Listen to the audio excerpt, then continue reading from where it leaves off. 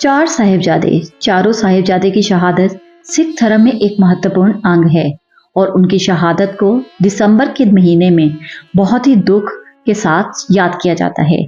ये चार साहिबजादे कोई और नहीं बल्कि 10वें गुरु श्री गोविंद सिंह जी के पुत्र हैं।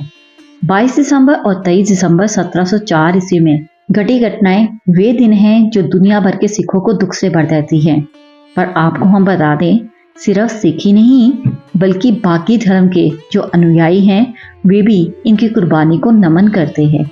लेकिन ऐसी कौन सी घटना थी जो घटी और उसने इतिहास को हिलाकर रख दिया? जानने से पहले आपको चारों साहिबजादों के बारे में जानना जरूरी है। सबसे पहले हम बात करेंगे बाबा अजीत सिंह जी के बारे में, जिनका जन्म 7 जनवरी 1687 ईस्वी में अनंतपुर साहिब में हुआ। ये गुरु गोविंद सिंह जी के सबसे बड़े पुत्र थे। ये बचपन से ही शस्त्र विद्या और धनुष बाण चलाना जानते थे। बाबा अजीत सिंह जी ने अपनी छोटी उम्र में ही अपने पिता के साथ युद्ध में हिस्सा लेना शुरू कर दिया था और हमेशा युद्ध में अपनी बहादुरी ही दिखाई थी। एक बार गुरु गोविंद सिंह जी के दरबार में एक ब्राह्मण आया और उसने बताया कि उसकी पत्नी को पठान उठाकर ले गए हैं। उस समय बाबा अजीत सिंह जी ने उस ब्राह्मण को सही सलामत उनकी पत्नी को वापस लाने का वचन दिया और उन्होंने कुछ सिख सैनिकों के साथ रात के समय उन पठानों की बस्ती पर हमला बोल दिया और उन पठानों के चंगुल से उनकी पत्नी को सही सलामत छुड़वा दिया।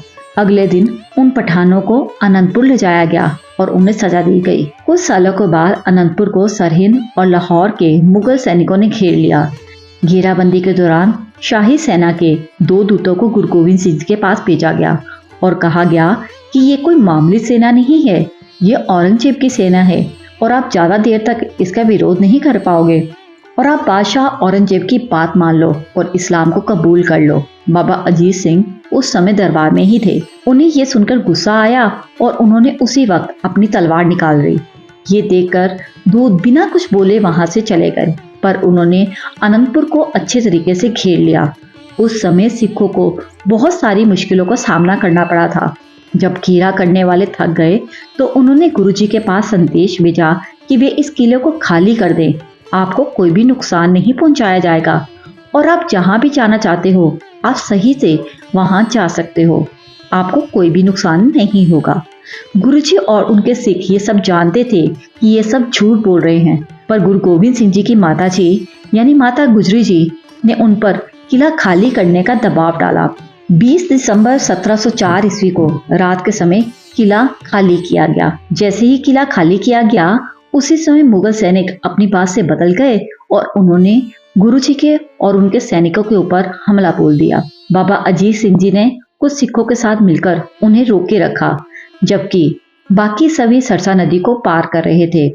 जब सबने सरसा नदी को पार कर लिया तो बाबा अजीत सिंह जी ने भी अपने घोड़े को सरसा नदी में उतार दिया। यही वे जगह है जहां से परिवार बिछोड़ा हुआ था और आपको बता दें, इस जगह पर गुरुजी की याद में गुरुद्वारा परिवार बिछोड़ा बनाया गया है। अब गुरु साहिब जी 2 बड़े साहिबजादे 5 प्यारे 40 सिखों के साथ चमकौर की ओर बढ़े और 25 दिसंबर की दोपहर को वे वहां पहुंचे। मुगल सैनिक उनका पीछा कर रहे थे। अब जहां गुरुजी जाके रुके थे उस जगह पर मुगलों ने फिर से घेर लिया और उन पर हमला कर दिया। अब हर बार 5 सिखों का जत्था बाहर जाता और बहुत बहादुरी के साथ उन्हें रोकने की कोशिश करता, पर जब तक वे उन्हें रोक सकते थे तब तक उन्होंने रोका। उसके बाद उन्हें मार दिया गया। फिर 5 सिखों का जत्था और आगे बढ़ा। कुछ समय के बाद बाबा अजीत सिंह जी ने दुश्मनों का मुकाबला करने की अनुमति मांगी। उन्होंने अपने पिता यानी गुरु गोविंद सिंह जी से कहा, पिताजी मेरा नाम अजीत है, मुझसे कोई भी जीत नहीं सकता। अगर कोई जीत भी गया ना तो मैं ना तो रणभूमि से भागूंगा और ना ही जिंदा वापस आऊंगा। उस समय बाबा अजीत सिंह जी की उम्र सिर्फ 18 वर्ष की ही थी। अब गुरु गोविंद सिंह जी ये जानते थे कि आगे क्या होने वाला है, पर उन्होंने आखिरी बार अपने पुत्रों को गले लगाया और युद्ध में भेज दिया। अब बाबा अजीत सिंह जी 5 सिखों के साथ किले से बाहर निकले। सबसे पहले उन्होंने दुश्मनों पर वानों की वर्षा की। जब वान खत्म हो गए तो उन्होंने अपने बाले से दुश्मनों पर हमला किया। अब वे घायल हो चुके थे, पर तब भी वे लड़ते रहे। बाबा अजीत सिंह जी ने जब अपना बाला एक मुगल सैनिक पर मारा तो उस समय उस सैनिक ने स्टील का कवच पहन रखा था, तो वे बाला उस कवच में फंस गया। बाबा अजीत सिंह जी ने उस बाले को निकालने की बहुत कोशिश की, पर उस बाले के 2 टुकड़े हो गए। अब उन्होंने तलवार के साथ हमला करना शुरू किया, पर अब वे मुगल सेना के वारों से बच ना पाए और गिर गए और वहीं पर शहीद हो गए। गुरु गोविंद सिंह जी किले की छत से ये सब कुछ देख रहे थे और वे अपने बेटे की बहादुरी को देखकर बहुत खुश भी थे। अब हम बात करेंगे बाबा जुझार सिंह जी की। बाबा जुझार सिंह जी गुरु गोविंद सिंह जी के छोटे बेटे थे। उन्होंने देखा कि उनका बड़ा भाई किस तरीके से आखिरी सांस तक लड़ते रहे हैं। अब बाबा अजीत सिंह जी की शहीदी के बाद बाबा जुझार सिंह जी भी अपने पिता के आगे हाथ जोड़कर खड़े हो गए और कहने लगे, जी मानता हाँ कि मैं तलवारबाजी विच पूरा निपुण नहीं, पर अनजान इन्ना भी नहीं कि 8-10 ਨੂੰ मार के मरना सुना।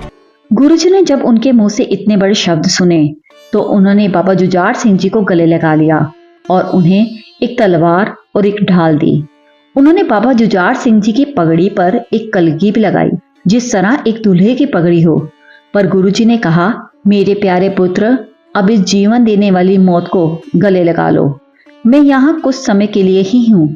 अब हम अपने असली घर जाकर मिलेंगे। जाओ, वहां जाकर मेरा इंतजार करना।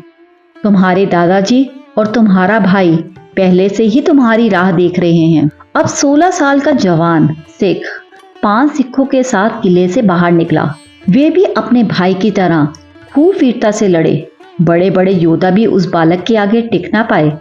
पर दूसरी तरफ दुश्मन बहुत ज्यादा थे, पर तब भी वे अपने आखिरी सांस तक लड़ते ही रहे। जब गुरु गोविंद सिंह जी ने अपने छोटे पुत्र को भी शहीद होते देखा तो उन्हें दुख तो बहुत हुआ, लेकिन उन्होंने परमात्मा का धन्यवाद किया कि उनका छोटा बेटा भी वीरता के साथ लड़ा और साधु संतों की तरह शहादत को प्राप्त हुआ। अब जैसे हमने पहले बताया कि सरसा नदी पर परिवार को बिछड़ गया था, जिसे परिवार बिछोड़ा कहते हैं, तब गुरुजी के दोनों छोटे साहिबजादे और उनकी माता गुजरी जी अलग हो गए थे। उस समय जिस रास्ते से वे जा रहे थे, उस रास्ते में एक घना जंगल पड़ता था। रास्ते में माता गुजरी जी और दोनों छोटे साहिबजादों को एक ब्राह्मण मिला, जिसका नाम गंगू था। गंगू एक समय में गुरुजी का रसोइया था।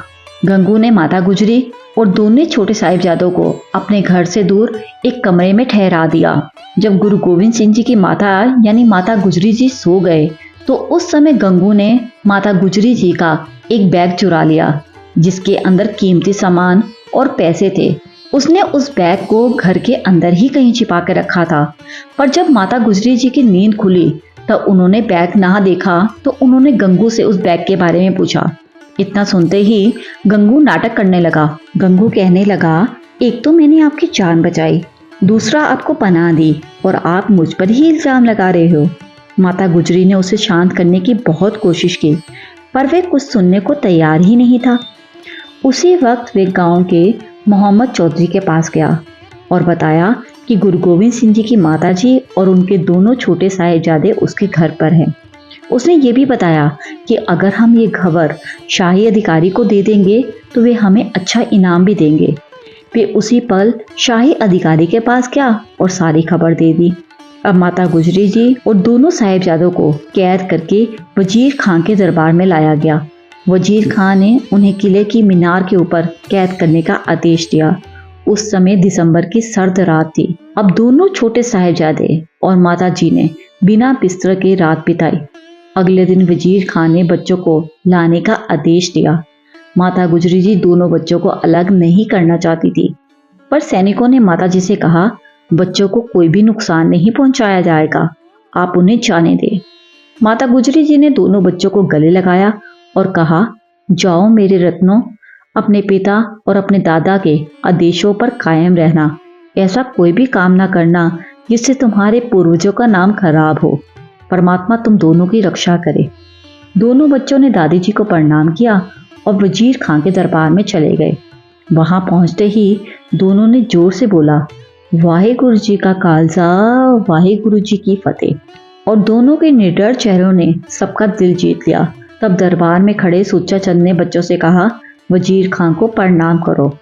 तब बड़े साहिबजादे यानी बाबा जोरावर सिंह जी बोले, हम अपने रब और गुरु के अलावा किसी के आगे सर नहीं झुकाते। इतने बड़े शब्द सुनकर नवाब भी उनकी तारीफ किए बिना रह ना पाए। अब नवाब ने एक चाल चली। उसने बच्चों को झूठ बोल दिया कि तुम्हारे पिता और दोनों भाई चमकौर की लड़ाई में मारे जा चुके हैं। बच्चे घबरा गए, जबकि गुरु गोविंद सिंह जी अभी ठीक थे। सिर्फ दोनों भाई ही शहीद हुए थे। वजीर खान ने उन्हें ये भी कहा कि तुम दोनों तो नसीब वाले हो, तुम्हें इस्लामी दरबार मिला है। अगर तुम दोनों इस्लाम कबूल कर लोगे तो तुम्हें धन दौलत मान सम्मान सब मिलेगा, पर अगर तुमने ये हमारी बात ना मानी तो तुम दोनों के साथ भी वही होगा जो तुम्हारे काफिलों के साथ हुआ। तुम्हें भी तरफा तरफा कर मार दिया जाएगा। तब वे दोनों बोले, हमारे अंदर गुरु अर्जन देव, गुरु हरगोविंद, गुरु तेग बहादुर और गुरु गोविंद सिंह जी का खून बहता है, यानी हम अपने वंशजों की कुर्बानी को बर्बाद नहीं जाने देंगे। तब भी दोनों को यही कहा, जल्दबाजी में फैसला मत लो, आराम से सोच लो, अपनी दादी जी से सलाह कर लो, फिर फैसला लेना, क्योंकि अगर तुमने इस्लाम को कबूल नहीं किया तो तुम दोनों की चीखों की आवाज़ें दूर दूर तक जाएंगी। बच्चे वापस अपनी दादी के पास ठंडी बुर्ज में भेज दिए गए। दादी जी ने जब उन्हें सही सलामत देखा तो वे बहुत खुश हुई। दादी जी के पास पहुंचकर बाबा जोरावर सिंह जी ने सारी बात बताई कि दरबार में क्या क्या हुआ था और उन्होंने इस बात का क्या जवाब दिया। माता गुजरी जी भी ये सुनकर बहुत खुश हुई। उन्होंने बच्चों को गले लगाया। अब सर्दी बहुत ज़्यादा थी और बादशाह वजीर खान ने अपने सैनिकों को हुक्म दिया कि इन्हें खाने पीने के लिए या बिस्तर के लिए कुछ ना दिया जाए, ताकि ये हमारी बात मान ले। इस बीच मोतीराम मेहरा सामने आए, जो कि वजीर खान की कैद में भोजन पहुंचाने का काम करते थे। मोतीराम को यह पता चला कि वजीर खान ने गुरु गोविंद सिंह जी की माता जी और दोनों छोटे साहिबजादों को ठंडी बुर्ज में कैद कर रखा है, तो उसे अपने बादशाह पर बहुत गुस्सा आया। तब उसने बिना अपनी जान की परवाह किए दोनों साहिबजादे और माता गुजरी को गरम गरम दूध पहुंचाने की जिम्मेदारी उठाई। इस काम में बहुत खतरा भी था, पर वे सिपाहियों से छिपते छिपाते वहां तक पहुंच ही जाता और तीनों को गरम गरम दूध पिलाता। अगले दिन फिर से दोनों साहिबजादों को दरबार में बुलाया गया। अब जब वे दोबारा दरबार में गए तो उन्होंने फिर से कहा, वाहिगुरु जी का खालसा, वाहिगुरु जी की फतेह। उन दोनों को फिर से इस्लाम कबूल करने के लिए विवश किया गया, पर वे छोटे से बच्चे अपनी बात से टस से मस ना हुए। तीसरे दिन फिर से उन बच्चों को दरबार में बुलाया गया। इस बार वजीर खान ने एक नाटक किया और कहा, तुम दोनों इतने सुंदर और चतुर बालक हो, मुझे तुम पर दया आ रही है। तब वे सारसी वीर बालक पता क्या बोले? वे बोले, हथियारों का प्रबंध करो, हम मरते दम तक आपके साथ लड़ेंगे। इतना सुनते ही वजीर खां अपनी असलियत में आ गया और बोला, तुम्हें वही मिलेगा जिसके तुम हकदार हो, यानी तुम दोनों को जिंदा ही ईंटों की दीवारों में चिनवा दिया जाएगा। अब नवाब के हुक्म के अनुसार बच्चों को एक दीवार में चिनवाना शुरू किया गया। अब आपको ये बता दें कि उस समय कोई भी जल्लाद इस काम को करने के लिए तैयार नहीं था, पर वजीर खान ने जबरदस्ती इस काम को करवाया था और ईंटों की हर परत के बाद बच्चों को इस्लाम कबूल करने के लिए कहा गया, पर वे बच्चे अपनी बात पर अटल रहे। आखिरकार दोनों मासूम इस दुनिया को छोड़कर सचखंड को चले गए। अब दादी जी यानी माता गुजरी जी भी इस गम को सहन न पाई और उन्होंने उसी पल अपने प्राण त्याग दिए। अब जब वजीर खान को यह पता चला कि उनका सेवादार ही बच्चों को दूध पिलाने का काम कर रहा था, तो वजीर खान ने उसे और उसके पूरे परिवार को मरवा दिया। आप सोचिए कि कितना मुश्किल समय रहा होगा जब गुरु गोविंद सिंह जी ने एक हफ्ते के अंदर अंदर अपने पूरे परिवार को खोया होगा, लेकिन तब भी वे अपने पद से डगमगाए नहीं। अगर आप ये जानना चाहते हो कि इसके बाद गुरु गोविंद सिंह जी के साथ क्या हुआ, तो पार्ट 2 जरूर देखिए और इन चारों साहिबजादों को नमन जरूर करिए, जिन्होंने बहुत बहादुरी से अपनी जान की परवाह किए बिना युद्ध किया था। एक बार इनकी बहादुरी के लिए कमेंट बॉक्स में वाहिगुरु जी का खालसा जरूर लिख के जाइए। वाहिगुरु जी का खालसा, वाहिगुरु जी की फतेह।